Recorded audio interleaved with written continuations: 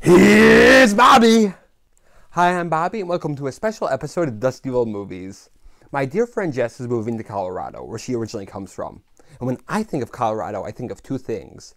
My friend, and Jack Nicholson killing people! So I dedicate this review of The Shining to my friend Jess. She's a fan of the film, as am I, because it is a horrifying and high-quality horror movie.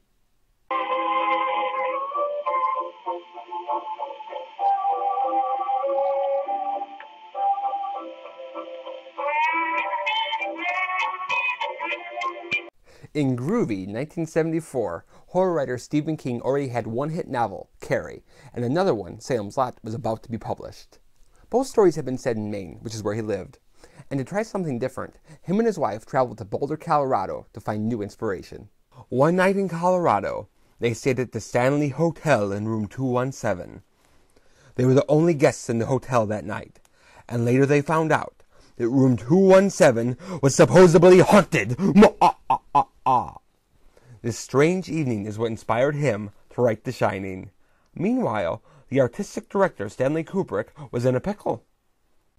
His last movie, Barry Lyndon, was a bomb with American audiences. To keep his reputation and creative freedom going strong in Hollywood, he needed a hit.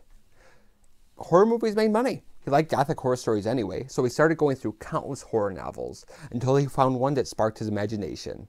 And the one he found was Stephen King's The Shining.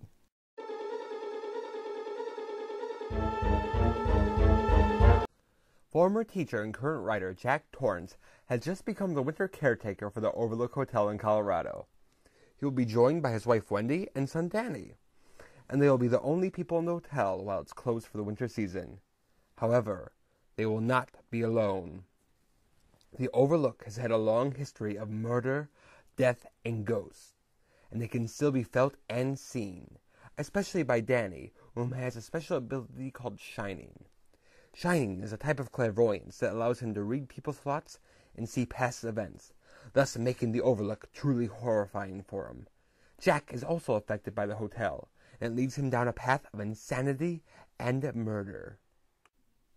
Kubrick followed the novel's basic story, but made several key changes that actually make it more suspenseful. The biggest change being with the character Jack Torrance. In the novel, Jack has had a history of violence and some trouble with the sauce, but he's legitimately trying to be a good father and good provider for his family. In the movie, Jack is already on edge, and while he isn't trying to kill his family, he's probably daydreamed about it. Dad, what was the Donner Party? They were a party of settlers in covered wagon times. They got snowbound in the mountains and had to resort to cannibalism in order to stay alive. You mean they ate each other up? They had to, in order to survive. Jack, it's okay, Mom. I know all about cannibalism. I saw it on the TV. You see? It's okay. He saw it on the television. Stephen King hated this change. And to be fair, when the novel's Jack loses it, it's more shocking and tragic, because it's the father you loved and trusted now wanting to kill you. You're a dead duck, Beaver! However, if we had that, we wouldn't have gotten Jack Nicholson. Also, by him being a little shaky to begin with, it makes his transition into insanity more subtle and more natural. And there are scenes when it's hard to tell if it's the real Jack or the Overlook's Jack, which is really creepy. The other big change is in the book, the outside of the Overlook is decorated by topiary animals that come alive and chase the characters. They couldn't do the effect in 1980, so they switched it to a hedge maze and had Jack chase Danny in it. But I think the maze is so much scarier because it's real. Even if we haven't been in the maze, we've all been lost before, so it's really easy to relate to the meaning in there. Also, it works thematically, because as you're getting lost in the maze, your soul is getting lost in the Overlook. Although a more faithful adaptation may have generated more shocks, Kubrick's changes generate a reality that keeps you on the edge of your seat, as do the incredible performances. Part of what makes this movie so scary is that there are only 4 main characters in it, so you're able to get invested in each of them. They're all well played, but the showstopper is Jack Nicholson as Jack Torrance. Jack Torrance is a jerk. At his most normal, he's been physically abusive to his son, and it can be inferred that he's emotionally abusive to his wife. And at his worst, he's tried to kill them. What a meanie. But he's actually a ball to watch because of Jack Nicholson. Along with being a great actor, Jack Nicholson is inherently weird. But he also has the movie star quality of being inherently cool, where you just gravitate towards him. So he's able to make this character genuinely threatening and frightening, but he also brings these little quirks to it that make him funny too. I think we should discuss Danny. I think we should discuss him. What should be done about him? I think maybe we should take him to a doctor. Oh, really? You think maybe we should take him to a doctor? Well, when do you think maybe we should take him to a doctor? As soon as possible? As soon as possible! Giving a nice balance to Jack's over-the-top performance is the subtle performance of Danny Lloyd as Danny Torrance. Danny seems like a real little boy who's intelligent, shy, and sensitive. It's easy to relate to him, but he also makes his shining powers believable.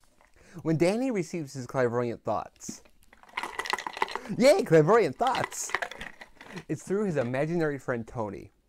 And when he talks through Tony, he not only uses a different voice and wiggles his finger, but his eyes take on this trance-like state, which is really eerie, especially when the two of them are having conversations. Tony, I'm scared. Don't be scared. Remember what Mr. Harlan said. It's like pictures in a book, Danny. It isn't real. Red rum, red rum!